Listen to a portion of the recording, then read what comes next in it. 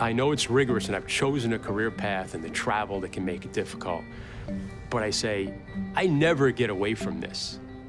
It's a progressive disease. It's going to get worse. There's nothing we can do. There's no treatment. There's no cure. I want, when I get on the air, though, that day, that no one knows about anything about me from that standpoint, if they're just looking to hear the game and enjoy it. And, you know, you get it done. The Nets will play the Orlando Magic tonight, and Chris Carrino will be where he always dreamed as a kid growing up in Yonkers. Behind the mic, play-by-play man of a New York pro basketball team. This is his 15th season on the call. Chris Carrino and Tim Capstraw back with you here at Barclays Center in Brooklyn as we get set to see if the Nets can get the victory. They're 10-25 on the year. Robinson's spinning foul line jumper is good at the horn. These jobs are competitive, hard to get, and sometimes even harder to keep.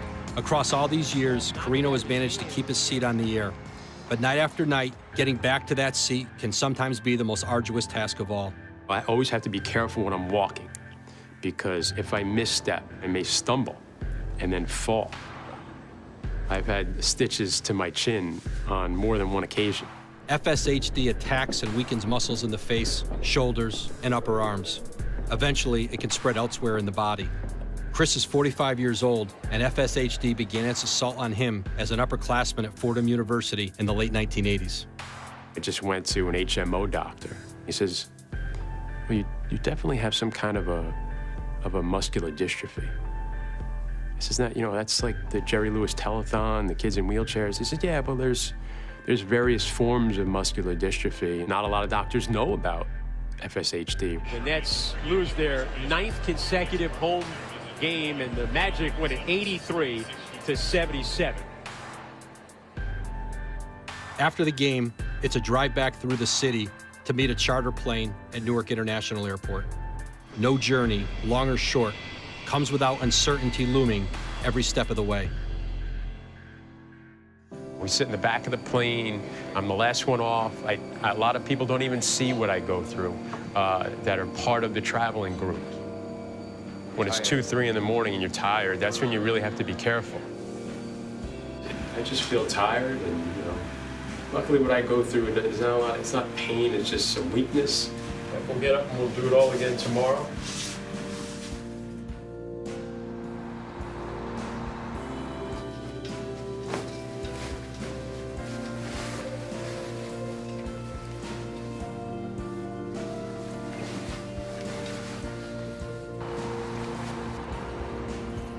Another day, another city on the unforgiving NBA travel grind.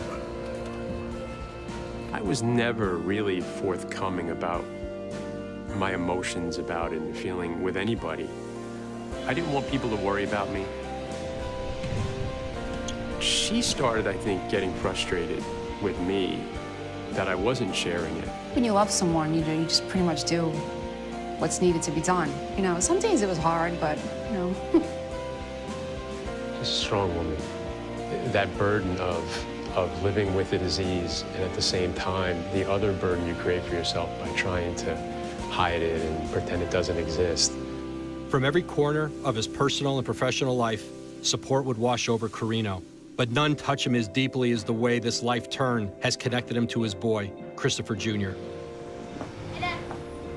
What's up, Al? We go to a ball game or something, he's always kind of looking out for me.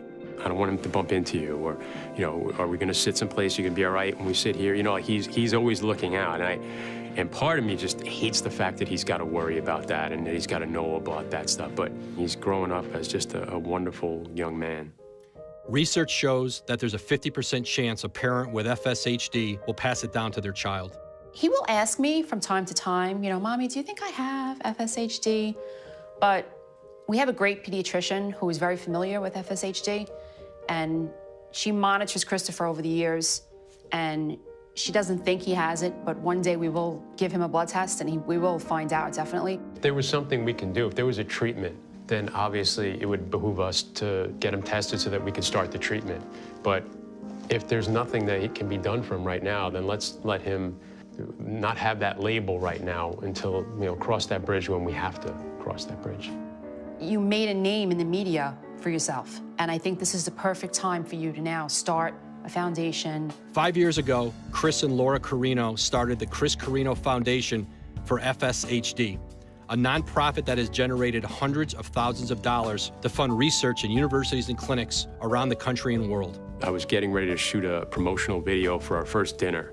When he comes, you know, bopping in, he's like, if I have muscular dystrophy one day, it's not going to really matter.